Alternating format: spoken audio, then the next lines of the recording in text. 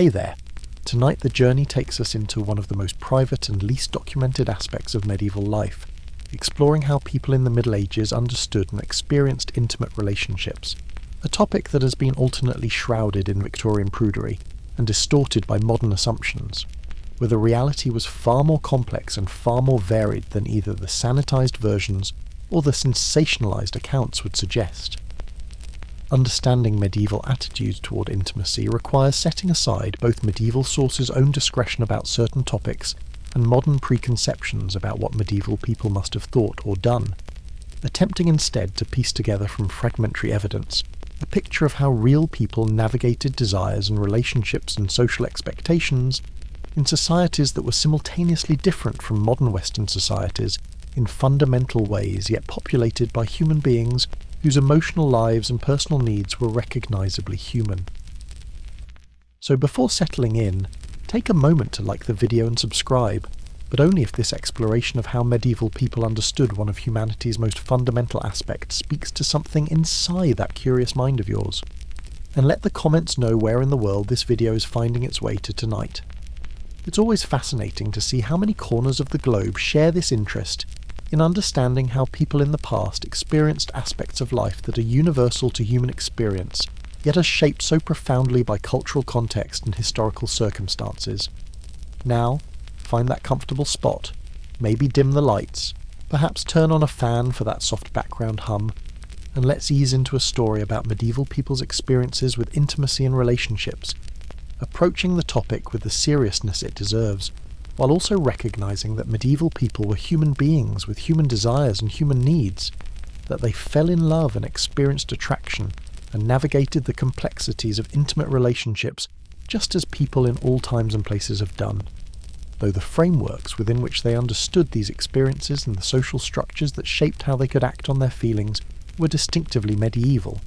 products of the particular religious and legal and cultural contexts that characterized medieval European society, making their experiences both familiar and foreign, both recognizable and strange, both universal in their human dimensions and particular in their historical forms. When examining intimate relations in the medieval era, the first challenge is recognizing that medieval covers roughly 1,000 years, from approximately 500 to 1500 CE, and encompasses enormous geographic and cultural diversity, making generalizations difficult and often misleading, practices and attitudes varying significantly across time and space and social class. What was true in 11th century England being different from what was true in 14th century Italy.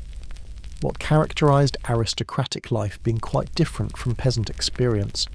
The urban context providing different possibilities and constraints than rural contexts, making it essential to specify which medieval people, in which places, at which times, when making claims about medieval practices and attitudes, though certain broad patterns did characterize much of medieval Europe, and can be discussed while keeping in mind that exceptions and variations were numerous, and that local circumstances always modified general patterns in significant ways. That said, certain common frameworks did shape medieval European experiences, particularly the profound influence of Christianity and of Christian teachings about marriage and family and gender, teachings that shaped legal codes and social norms, and that influenced how people understood their own experiences and feelings, even when actual practices diverged from religious ideals. As they often did, the gap between prescription and practice being one of the constants of human social life, authorities always attempting to regulate behaviour, and individuals always finding ways to negotiate between what was expected and what they actually desired or needed, making medieval society like all societies, in having official norms that were widely known and that influenced behaviour, but that were also widely violated or adapted to particular circumstances, creating complex realities that were richer and more varied than any simple description of official rules would suggest. The Christian Church's teachings about marriage and family relationships in the medieval period were complex and evolved considerably over the 1,000 years of the medieval era, but certain core principles remained relatively constant, including the idea that marriage was a sacred institution ordained by God, that it created a permanent bond between husband and wife that could not be dissolved by human authority, that the primary purposes of marriage were procreation and the mutual support of spouses, and that marriage created obligations and responsibilities that both partners were expected to fulfill. The Church gradually asserted control over marriage during the medieval period, transforming it from a primarily secular contract between families into a sacrament that required church involvement and church blessing. The process of ecclesiastical control being gradual and meeting resistance from both secular authorities and from families who wanted to maintain their own control over marriage arrangements. But by the High Middle Ages, the Church had successfully established that valid marriage required church involvement, and that marriage law was primarily a matter for church courts rather than for secular courts, though secular authorities continued to have interests in marriage because of its implications for property and inheritance and political alliances, making marriage a site where religious and secular authorities competed for jurisdiction, and where families and individuals tried to navigate between competing authorities and competing interests, while pursuing their own goals and protecting their own concerns. Marriage in medieval society was the primary legitimate context for intimate relations and for family formation, but marriage itself meant something quite different from what modern Western people typically assume, being less about romantic love or personal fulfillment, and more about social and economic alliance, about property transmission and political connection, and the establishment of legitimate lineage. The personal compatibility of spouses being considered desirable, but not being the primary consideration in most marriages, particularly among the upper classes where marriages were arranged by families to serve family interests rather than individual preferences, parents and other family members negotiating marriages and making decisions about whom their children would marry based on considerations of wealth and status and political advantage and family strategy. Among peasants and urban workers, individuals had somewhat more say in their own marriages, but even among common people, marriages were rarely purely matters of individual choice, families and communities having interests in marriages and exerting influence over marriage decisions, a completely individualistic approach to marriage choice being a relatively modern development that would have seemed strange and even irresponsible to most medieval people, who understood marriage as having implications that extended far beyond the individual couple to affect families and communities and the proper ordering of society. The legal requirements for valid marriage evolved considerably over the medieval period, with the Church gradually establishing more elaborate and more stringent requirements, while also, paradoxically, establishing principles that gave individuals some rights against family pressure. By the High Middle Ages, Church teaching held that valid marriage required the free consent of both parties, that neither party could be forced into marriage against their will, and that marriages contracted under duress or coercion were invalid and could be annulled. This principle of consent was genuinely revolutionary in its implications, establishing that even parental authority had limits, and that individuals had the right to refuse marriages they did not want. Though, of course, the implementation of this principle was often incomplete, many young people facing enormous pressure from families and finding it difficult to resist family wishes even when they theoretically had the right to do so, the gap between the legal principle and the practical reality being considerable in many cases. The Church's consent requirement was motivated partly by theological principles about marriage being a voluntary union, and partly by practical concerns about preventing forced marriages that would be unstable and unhappy. But whatever the motivations, the principle did provide some protection to individuals, and did give them some leverage against family coercion,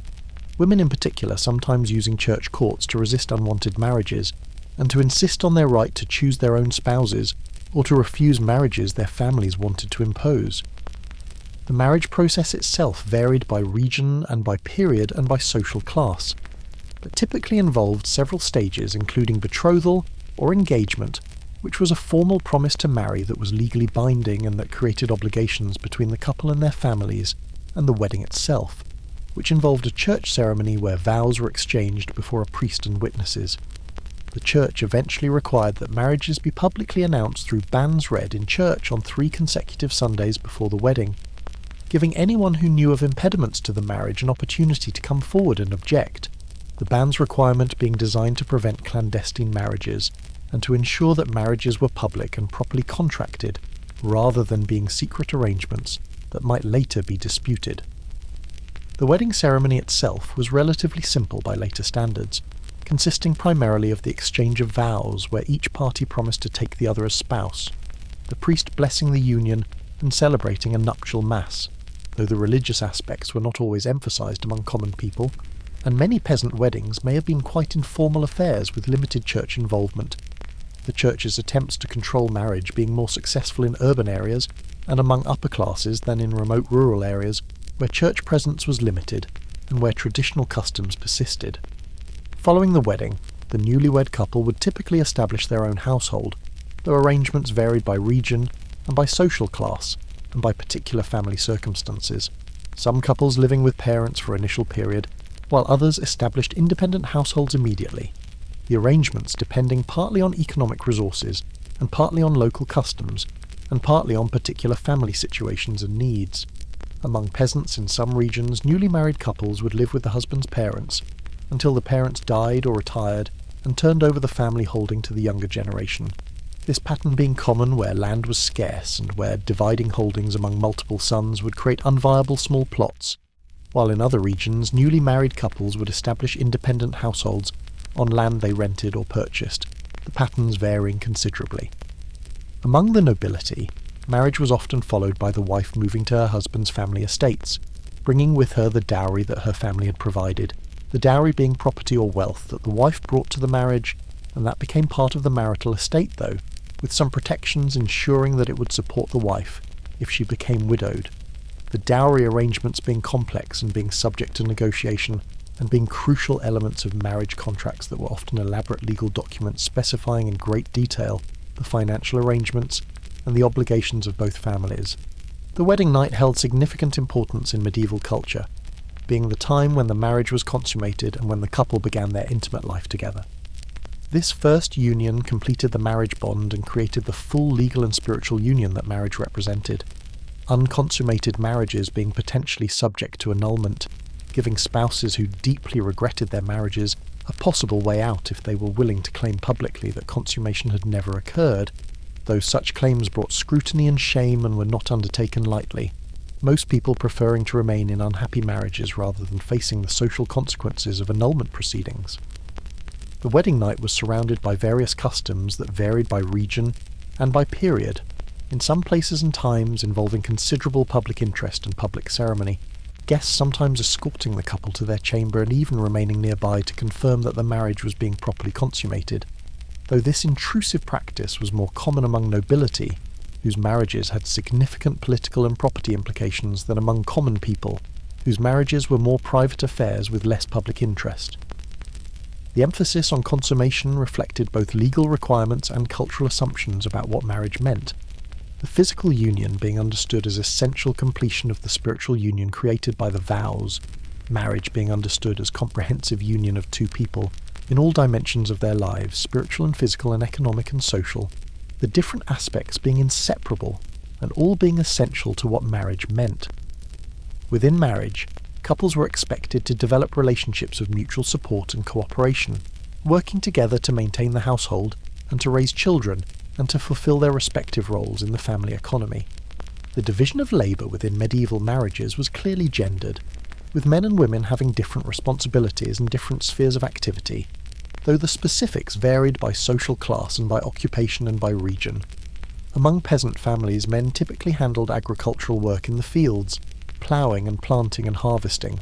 though women often helped with harvest and with other tasks during busy seasons, while women were primarily responsible for the household, for cooking and cleaning and making clothes and caring for children, and also often managed household production like brewing beer or making cheese or spinning and weaving, these productive activities being essential to family economy and making women's work crucial to family survival, even though it was often undervalued by contemporaries who saw men's work in fields as more important. Among noble families, the gender division was different but equally clear, men being responsible for managing estates and for military and political affairs, while women managed large households and supervised numerous servants and often managed estates when their husbands were absent on military campaigns or political business. The administrative and managerial skills required for running large noble households being considerable and making capable women essential to the functioning of noble families, though their contributions were often invisible to those outside the family and were rarely acknowledged in public forums or in historical records that focused on men's military and political activities. The development of affection and emotional bonds within marriages varied enormously, depending on the personalities involved and on the particular circumstances of individual marriages, but evidence suggests that many medieval couples did develop genuine fondness for each other, and that emotional intimacy was valued even in marriages that had begun as practical arrangements.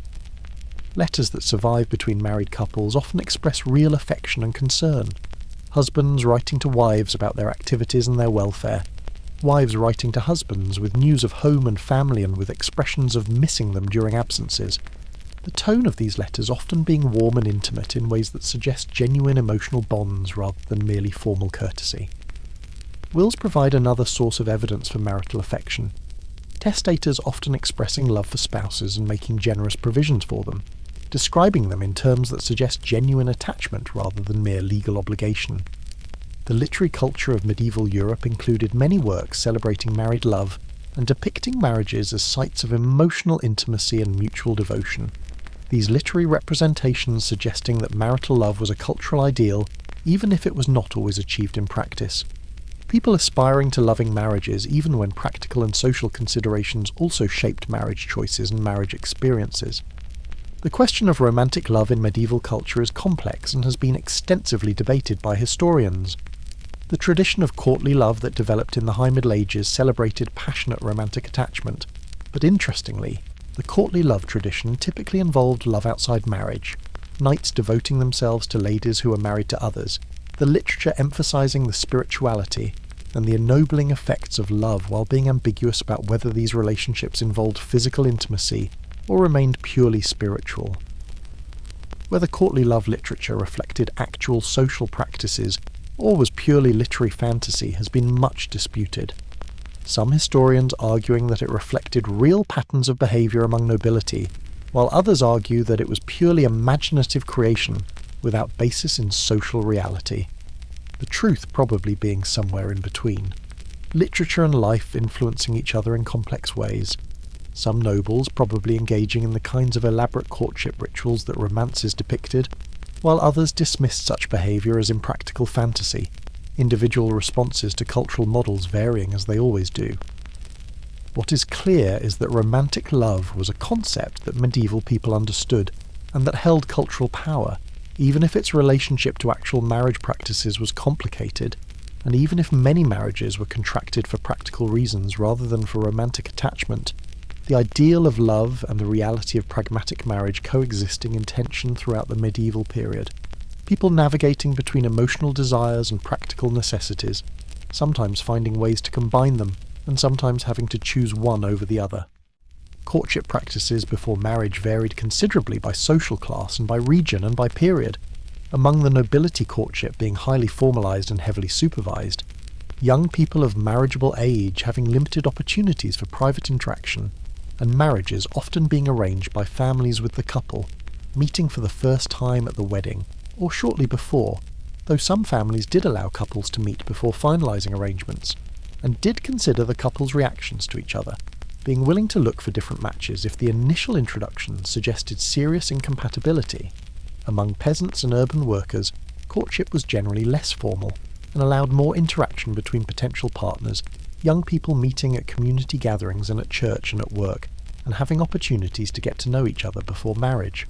though families still exercised considerable influence over marriage choices, and young people were expected to seek parental approval for their marriage plans.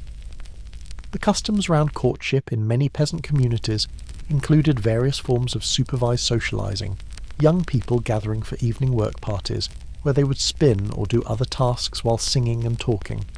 These gatherings providing opportunities for young men and women to interact under community supervision, the presence of older people providing some control, while also allowing younger people to get to know each other and to begin forming attachments that might lead to marriage. The betrothal or engagement period between the agreement to marry and the actual wedding varied in length, but typically involved the couple and their families in various preparations for the marriage and for establishing the new household. During this period, the couple might have more opportunities to interact and to get to know each other than they had before the betrothal, though they were still expected to behave with propriety and to avoid any behaviour that might suggest premature intimacy, the engagement period being time of anticipation and preparation, but also being time of continued restraint, the full intimacy of marriage being reserved for after the wedding. The betrothal itself was a legally binding commitment that created obligations between the couple and their families, breaking a betrothal being serious matter that could result in legal penalties, and that would damage reputations, particularly the reputation of whoever was seen as responsible for the breach. People being reluctant to break betrothals once they were formally made, even when they had second thoughts about the match. The commitment being understood as creating bonds that should be honoured except in extraordinary circumstances. The experience of the early days and weeks of marriage must have varied enormously, depending on how well the couple knew each other before marriage, and on their personalities and on their circumstances. For couples who had known each other before marriage, and who had chosen each other with some freedom, the early period of marriage might have been relatively smooth as they adjusted to living together and to their new roles as husband and wife, though even these couples faced adjustments and challenges as they learned to navigate married life, and as they established patterns and routines that would structure their relationship. For couples who barely knew each other before marriage, as was common among nobility, and as happened sometimes among common people in arranged marriages, the early period must have been considerably more difficult and more awkward, strangers trying to establish some kind of working relationship and some degree of intimacy, while also dealing with all the practical challenges of establishing a household and fulfilling their roles, the situation requiring flexibility and patience and willingness to adapt to circumstances that neither party had fully chosen, making the early period of such marriages potentially quite stressful, even when both parties were committed to making the marriage work. The economic aspects of marriage were central to how medieval people understood and experienced matrimony, marriage being fundamentally an economic partnership, as well as a personal relationship, the couple working together to support themselves and to accumulate resources and to provide for their children.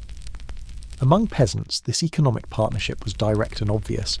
Husband and wife working complementary roles in family economy, producing together what was needed for survival, and working to accumulate any surplus that might provide security against bad years, or that might allow them to improve their situation. The interdependence was real and was recognised by both parties, each depending on the other's contributions for family welfare, the economic basis of marriage being openly acknowledged rather than being concealed or minimised, as would happen in later romantic ideologies that emphasised emotional bonds while downplaying economic realities. Among the nobility, the economic aspects of marriage were also central, though they took different forms, marriage being about uniting properties and creating political alliances and managing complex estates, the wife often bringing substantial wealth to the marriage through her dowry, and both families having clear expectations about how the marriage would advance their economic and political interests, the romantic or personal aspects being secondary to these practical considerations, or at least being expected to develop within framework established by practical arrangements. The property arrangements around marriage were complex and varied by region and by legal tradition, but typically involved the wife bringing a dowry to the marriage, and the husband having obligations to provide for his wife both during the marriage and after his death if she survived him. The dowry might consist of money or land or goods or various combinations of these, the amount depending on the family's wealth and on what could be negotiated, families often straining their resources to provide adequate dowries for daughters, since a good dowry was essential for arranging a good marriage. Daughters without adequate dowries having difficulty finding suitable husbands, making the provision of dowries a major financial challenge for families with multiple daughters. The dower was the husband's reciprocal obligation, being property or income that was guaranteed to the wife if she became a widow, providing her with means of support after her husband's death. The dower arrangements being specified in marriage agreements and being legally enforceable, giving widows some economic security though the amount varied, and many widows found themselves in difficult economic circumstances despite dower provisions. The complexity of these property arrangements meant that marriages involved elaborate negotiations between families and often involved written contracts specifying the financial terms in great detail, the legal aspects of marriage being as important as the personal aspects and requiring careful attention to ensure that both families' interests were protected and that the wife would have adequate support. The expectations for behaviour within marriage were clearly defined by religious teaching and by social custom, though actual behaviour often diverged from these ideals in various ways. Husbands were expected to provide for their families and to protect them, and to exercise authority within the household with wisdom and restraint, avoiding tyranny while maintaining proper order and discipline. Wives were expected to obey their husbands and to manage households efficiently, and to raise children properly and to support their husbands in their endeavours, the subordination of wives to husbands being fundamental principle in medieval thought, justified by biblical texts and by various theological and philosophical arguments about natural order and about the proper relationship between men and women. This hierarchical understanding of marriage was nearly universal in medieval culture and was rarely questioned, most people accepting that male authority within marriage was natural and divinely ordained, though of course the actual exercise of this authority varied enormously, depending on individual personalities and circumstances, some husbands being domineering and tyrannical, while others were gentle and consulted their wives about decisions, some wives being submissive and passive, while others were strong-willed and exercised considerable influence over household affairs despite the official ideology of male authority. The gap between theory and practice being as wide in medieval marriages as in any sphere of medieval life. The role of extended family in medieval marriages was significant, particularly in the early period and among upper classes where family interests in marriages were strongest. Parents and siblings and other relatives often remained involved in the couple's life and affairs, providing support and advice and sometimes interfering in ways that the couple might not have welcomed. The boundaries between the nuclear family household and the extended family network being more porous than they would become in later periods, privacy being less valued and being less achievable in medieval society where people lived in close proximity, and where community and family ties were strong, and where individual autonomy was less emphasized than communal bonds and obligations. Among peasants, extended family ties were important for practical support,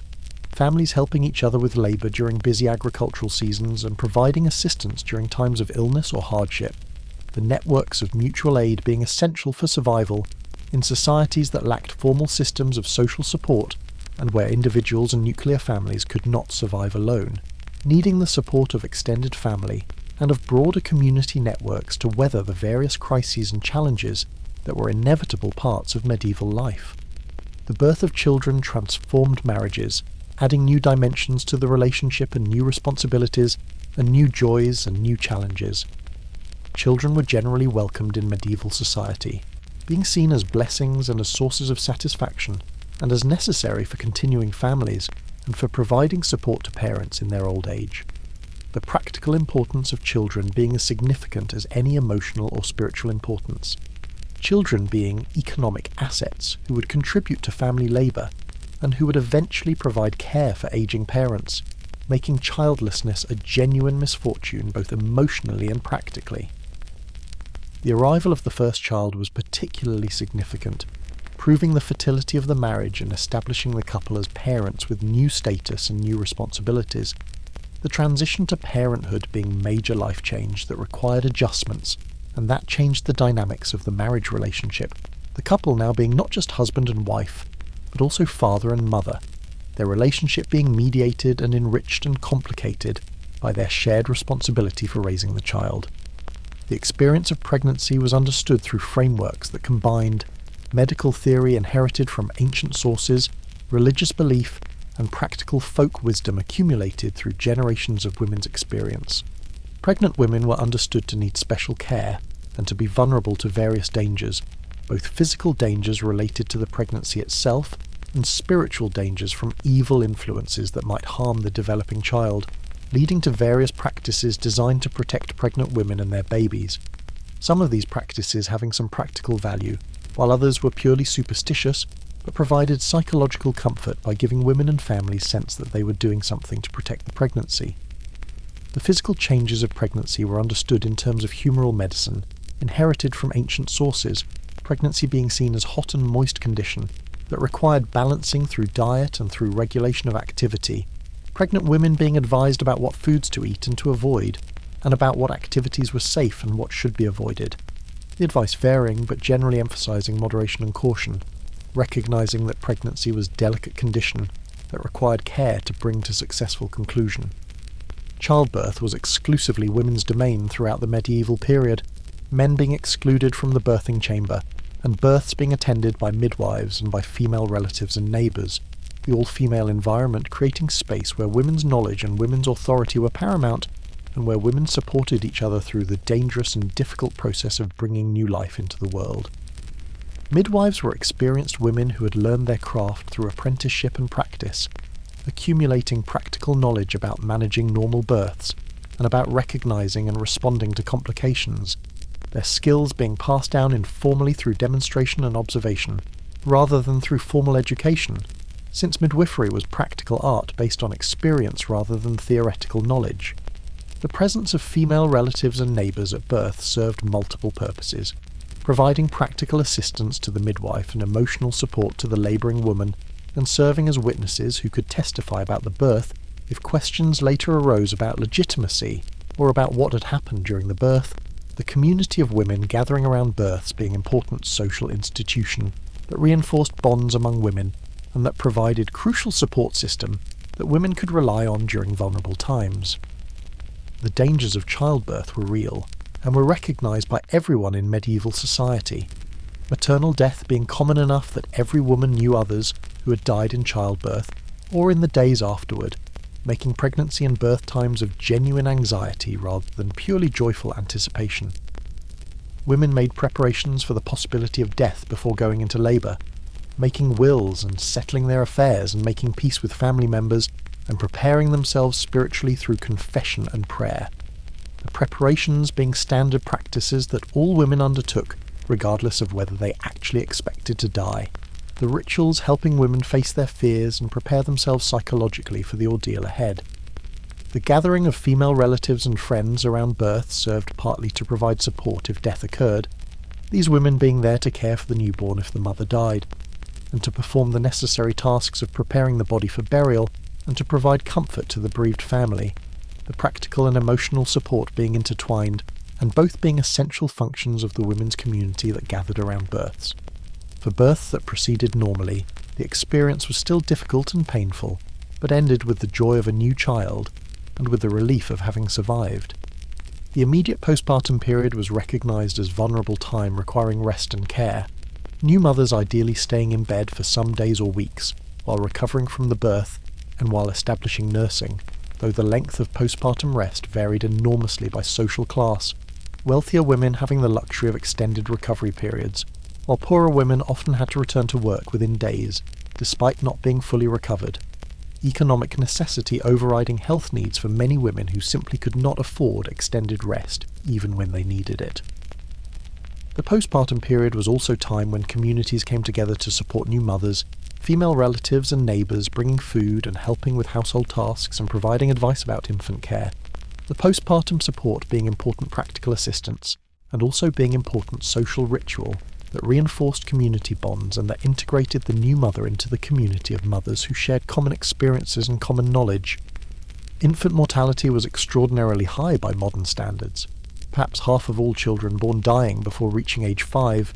the deaths being from various causes including infectious diseases that are now preventable or treatable, accidents, malnutrition, and various other problems that medieval medicine could not effectively address.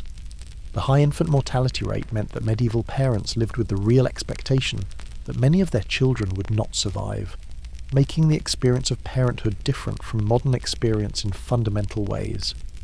The constant awareness of fragility and the repeated experience of loss being part of what it meant to be a parent in medieval society. How medieval parents emotionally processed this reality has been debated by historians, some arguing that high infant mortality led parents to be emotionally detached from young children, investing emotionally only after children survived the most dangerous early years, while other historians reject this view and argue that parents bonded with their children from birth and grieved infant deaths deeply, despite their frequency, the evidence being mixed and probably reflecting genuine diversity of responses, different parents reacting differently to the painful reality of infant mortality, some perhaps protecting themselves through emotional distance while others formed deep attachments, despite knowing the risks, human responses to loss being complex and varied, and not being uniform across populations or even within individual families. Child-rearing practices in medieval families varied by social class, but generally involved children being integrated into adult life and adult work from early ages, the concept of childhood as a separate protected stage of life being much less developed than it would become in later periods, children being expected to contribute to family labour as soon as they were capable, and being gradually trained in the skills they would need as adults, the education being primarily practical, and being conducted through observation and imitation and practice, rather than through formal schooling, except for a small minority of children from wealthy families who received more formal education. Among peasant families, children began helping with simple tasks around the household and farm from age 4 or 5, gradually taking on more complex and more demanding work as they grew older and as their strength and skills developed, the progression being natural and being unremarked, children learning through, doing and through watching adults and older children, the informal education preparing them for the lives they would lead as adults in the same communities and in the same occupations as their parents. Among noble families, child-rearing patterns were different, children of high nobility often being sent to other noble households to be raised and educated, the practice of fosterage serving multiple purposes, including creating bonds between families and exposing children to different environments and perspectives, and providing practical education in the skills appropriate to their rank. Boys learning military skills and estate management and political skills, while girls learned household management and the social graces necessary for noble women. The separation of children from parents at relatively young ages, sometimes as young as 7 or 8, suggests that emotional bonds between parents and children might have been less intense than in modern families, though evidence from letters and other sources suggests that many parents did miss their children and did maintain emotional connections despite physical separation, the fosterage system being accepted as normal and beneficial. Despite the emotional costs it might have involved, medieval people seeing the educational and social benefits as outweighing any emotional difficulties. The experience of adolescence in medieval society was quite different from modern experience,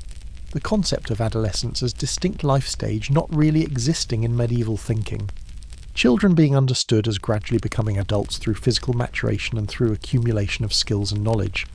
but there not being any clear boundary or any special social recognition of the transition. Young people in their teens were expected to work and to contribute to their families, and to begin preparing for their adult roles, but they were not yet fully adult and were still under parental authority, and still learning and developing. For young people from families with property, adolescence and young adulthood were times of preparation for eventually inheriting and managing that property, learning the necessary skills and building the necessary relationships, and waiting for parents to retire or die so they could assume full adult status. For young people from families without property, adolescence was often time of service in other people's households, young men and women working as servants or apprentices in exchange for room and board and training, the period of service allowing them to learn skills and to accumulate some savings that they could use to establish their own households when they married, the life cycle service being a common pattern that many young people experienced, moving out of their parents' households in their teens to work for others, and eventually marrying in their 20s and establishing their own independent households. The topic of courtly love deserves particular attention because it has so profoundly shaped modern ideas about medieval romance and relationships, even though its actual relationship to lived experience was complex and ambiguous. The courtly love tradition that developed in the High Middle Ages, particularly in the 12th and 13th centuries, celebrated refined, passionate love between knights and noble ladies, the relationships being described in terms that emphasise spiritual devotion and ennobling effects of love. The lover being inspired by his lady to greater virtue and greater achievements, dedicating his military and poetic accomplishments to her, and seeking her favour through his deeds and through his expressions of devotion. The literature of courtly love was remarkably consistent in certain features,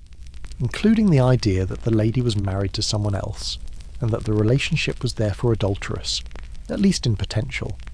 The obstacles and the impossibility of full consummation being part of what made the love ennobling, and what kept it pure and spiritual rather than merely physical, the idealization of the unattainable being central to the courtly love aesthetic.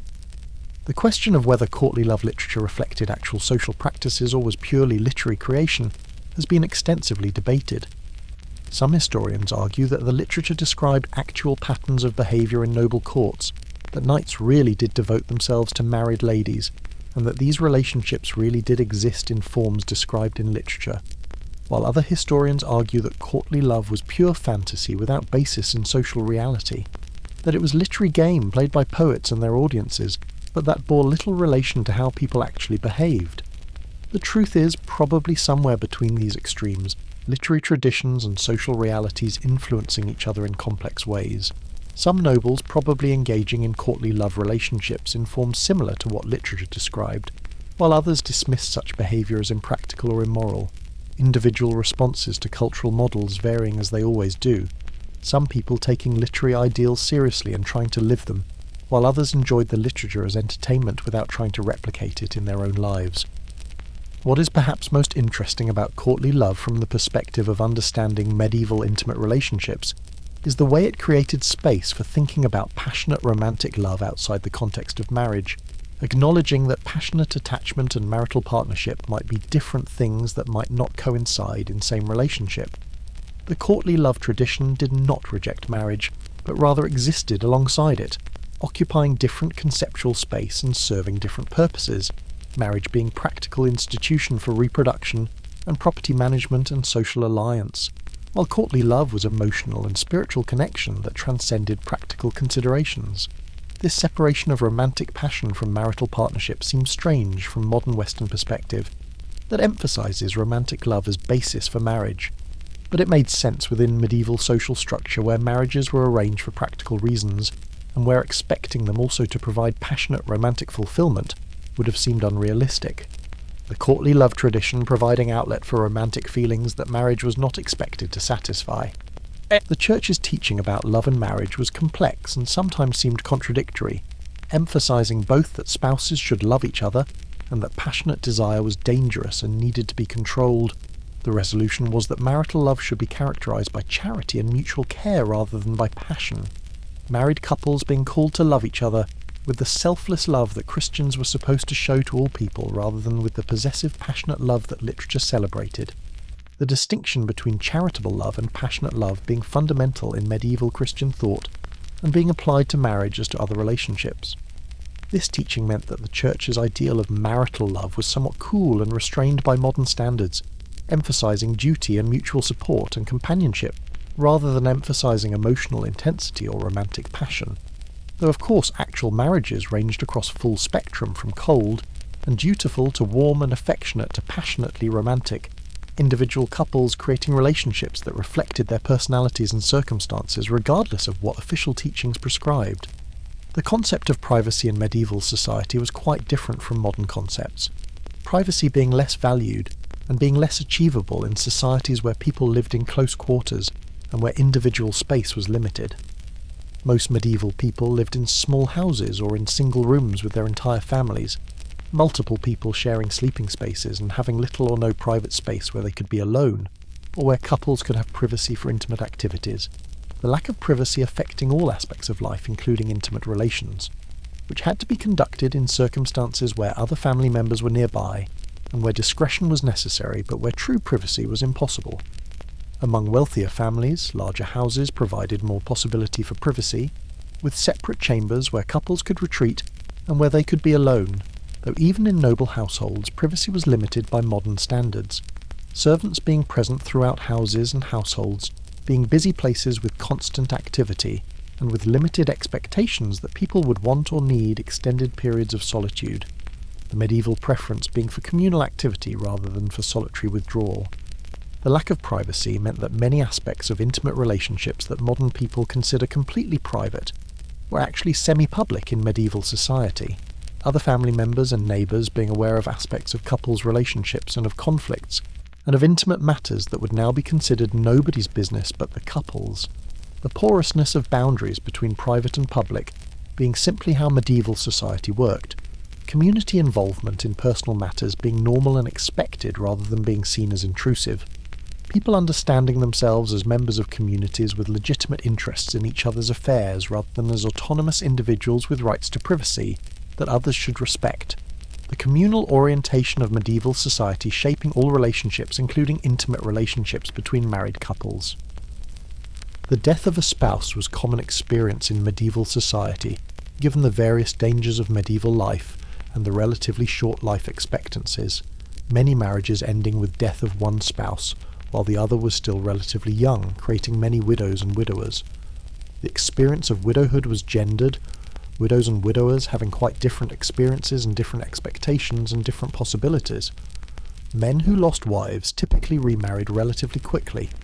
their remarriage being expected and being relatively easy to arrange since men could support wives, and since there were usually more women than men in marriage market due to male mortality in wars and accidents, widowers with property or good prospects having no difficulty finding new wives. Women who lost husbands faced more complex situation, young childless widows with property being attractive marriage prospects and typically remarrying if they chose to, while older widows or widows with children faced more difficulty remarrying and often remained widows for the rest of their lives, supporting themselves through work or through property they controlled or through support from adult children or other relatives. Widowhood brought women greater legal independence than they had experienced as married women, widows having legal capacity to own property and make contracts and conduct business in their own names, the legal autonomy being significant change from the subordinate legal position of married women who were under their husband's authority. Some widows used this independence effectively, managing properties and businesses and exercising influence in their communities, the most capable widows being formidable figures who commanded respect and who played important economic and sometimes political roles, though of course most widows were poor and struggled to survive and had few opportunities to exercise the legal powers that widowhood theoretically gave them. Their poverty being more significant constraint than their legal status was an enabling factor. The experience of widowhood was thus highly variable depending on the widow's circumstances, some widows being powerful and independent while others were vulnerable and poor, the range of experiences being as wide as the range of experiences in any other category of medieval people. The remarriage of widows was theoretically possible and was practiced, but it was viewed with more ambiguity than the remarriage of widowers, the Church teaching that widowhood offered opportunity for special spiritual devotion, and that remaining unmarried and chaste was spiritually superior to remarrying, though remarriage was permitted and was not sinful.